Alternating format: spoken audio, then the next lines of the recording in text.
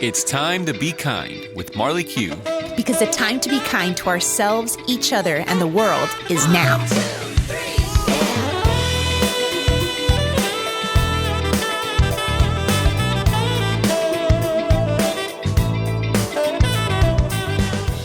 Hi, Parker. I'm Marley Q, and welcome to episode number 3 with Dr. Eva Ritvo. Do you believe the world is a friendly or hostile place? It was Albert Einstein who said this was the most important question facing humanity. And 65 years after his death, I think you'd agree it's still a very important question.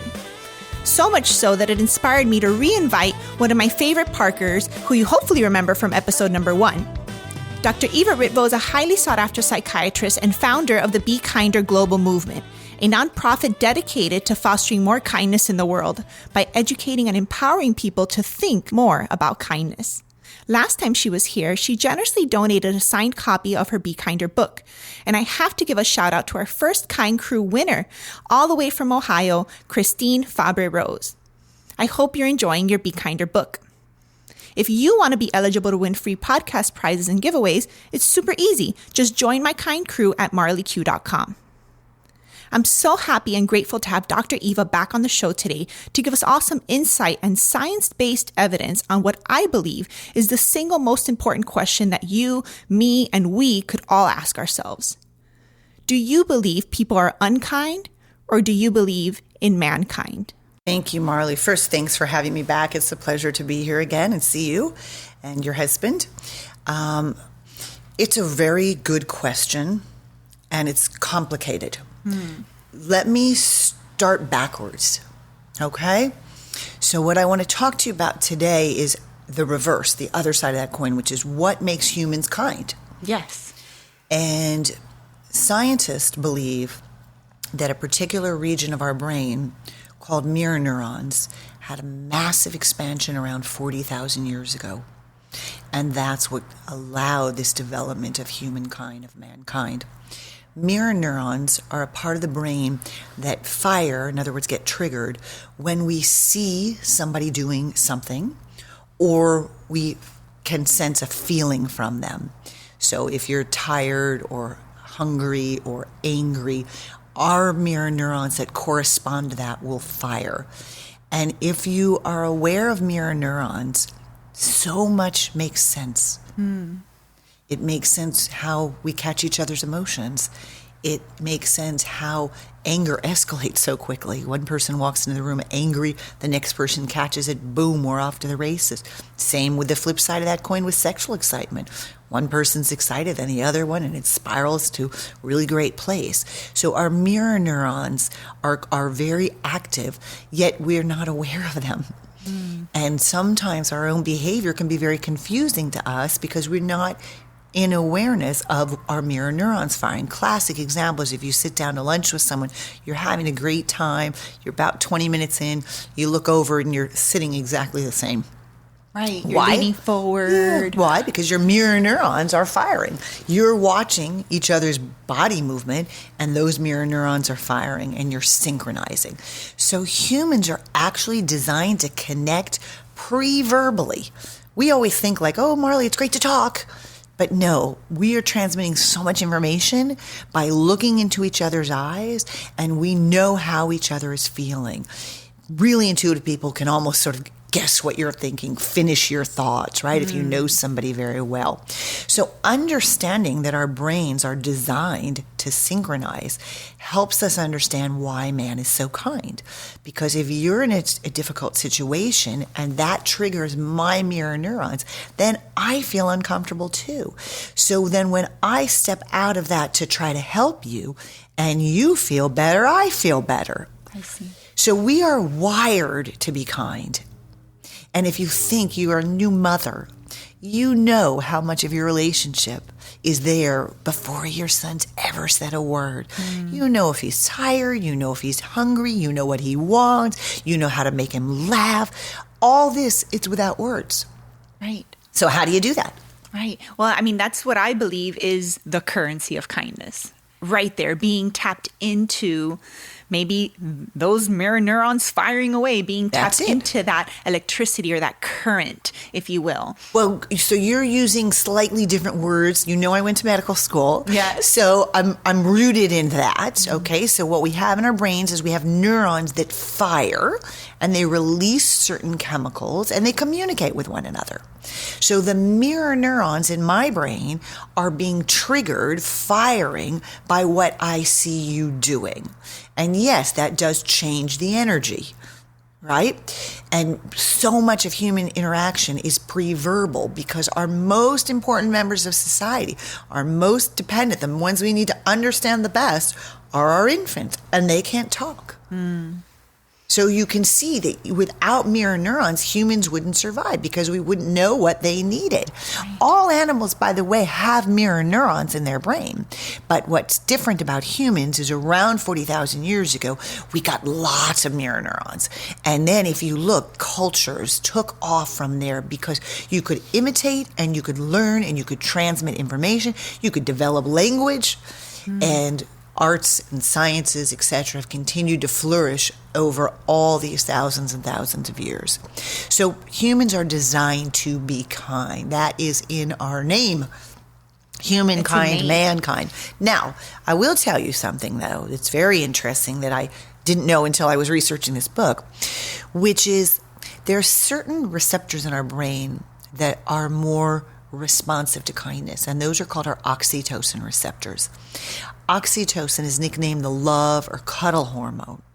And when you hug somebody and you get that really good feeling, that's because of oxytocin. If you see a little baby or you see a little puppy and you're like, ooh, so cute, that's oxytocin receptors.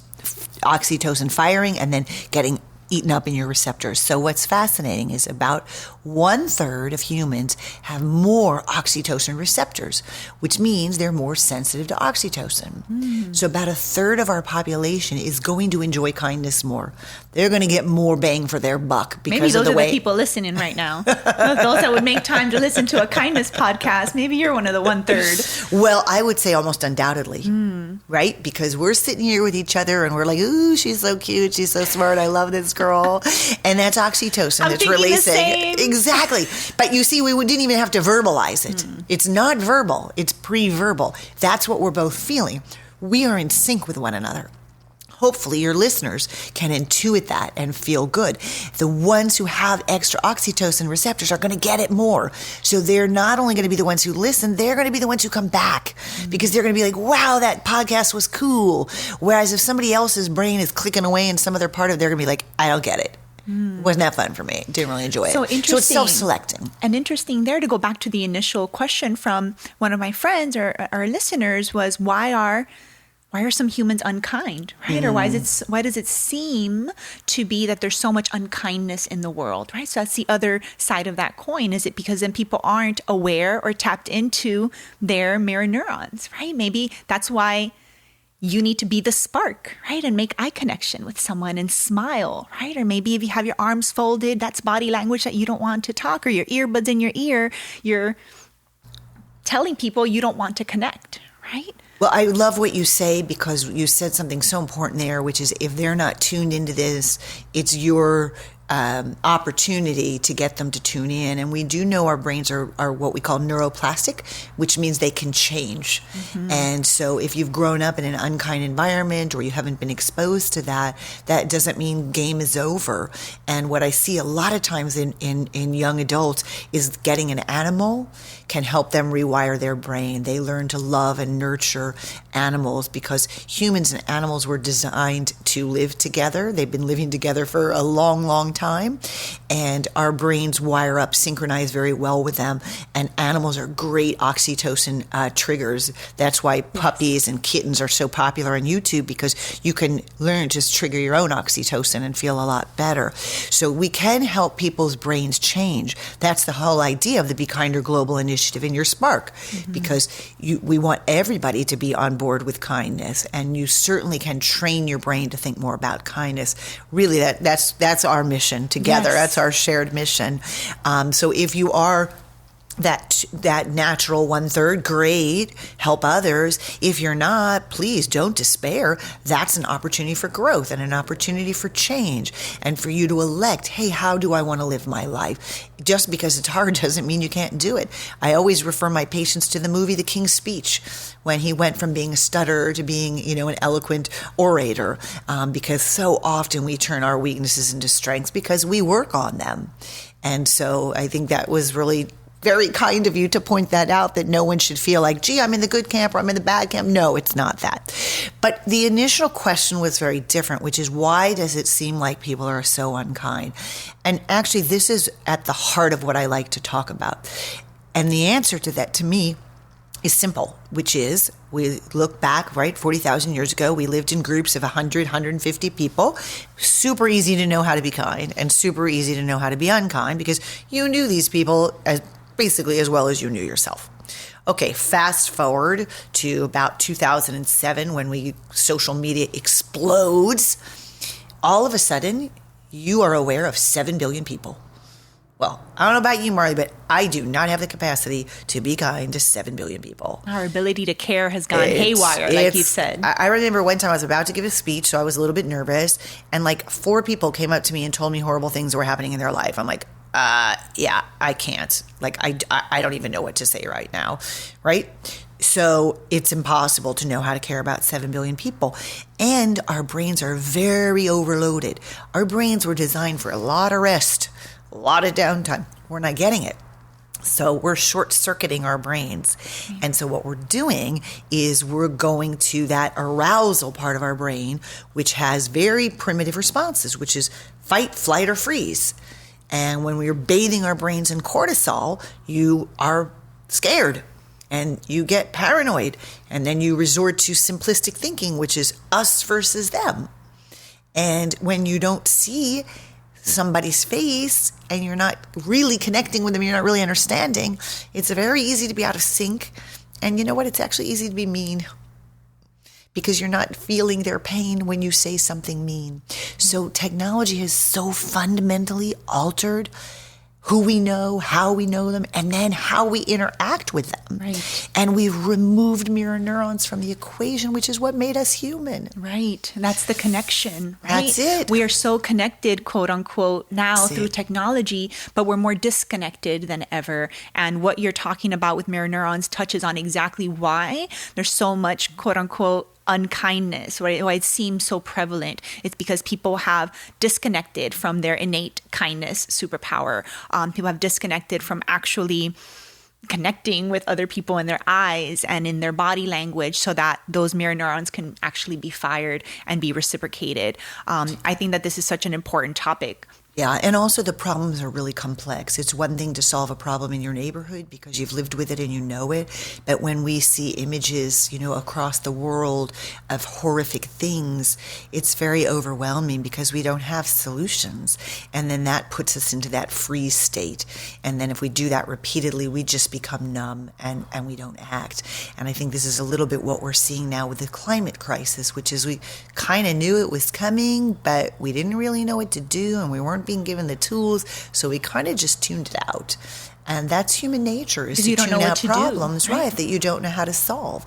And when there's 7 billion people and all the problems that go with it, it's a natural response. And I think it's super important not to be critical of where we are as a humanity right now and not to despair, but to understand that this is a very natural growing pain of introducing a new way of living and being so rapidly. Really, it's just in, not even 2 decades that everything has gotten altered. So, of course, there are going to be growing pains. Of course, it's going to seem that people are unkind. But that's actually not true. And the fascinating part of technology is really just a way to connect, because humans are, at their core, trying to connect. Yes. So it's about using technology as a tool and as your friend, and limiting your exposure to it, because our brains can't handle all this information. And that comes back to what we talked about in our last beautiful time together, which is self-care. And recognizing, is technology being my friend right now, or is it turning me into something that I don't want to be? an unkind person, a person who's got the earbuds in so they didn't hold the door open. Some of the drivers are incredibly unkind to think that that text should prioritize over public health safety. So I think we just need a lot of guidance, a lot of education, but to continue moving in this direction of increased connectivity, because that is the essence of humankind. Absolutely. And really a big purpose of why this podcast even exists is to be able to leverage and use technology for good. Let's use technology in a way where we can actually connect with each other through this use. That's why these podcast episodes always have a question that someone has either asked me on social media or has submitted to me. And then we have amazing guests that can bring some insight and perspective into these questions that we all have. So thank you for reminding us again about our innate superpower of kindness and how easy it can be to tap into that and not despair by just looking at one side of the coin and believing that humans are unkind, because that the complete opposite is true. Correct. It's true. That's if you're right. tuned into that currency of kindness, right? Yep. Yes. So thank you so much for coming back on the show. You're always welcome. There's so much to talk to you about. So you'll be coming back, right? Absolutely. Look forward to it, Marley. Thank you so much. Thank you. So I'll ask you again. Do you believe people are unkind, or do you believe in mankind? Hopefully this interview helps shine some light on what makes mankind, because believing in mankind gives us the foundation for how we relate with ourselves, each other, and the world. If you'd like to connect with Dr. Eva Ritvo, you can do so at BeKindr.com. That's BeKindr.com. Thank you for listening. If you're inspired to make a little more time to be kind, please subscribe, leave a kind review, and share with a friend who would appreciate this podcast too. Thank you for being the spark of kindness. See you next time.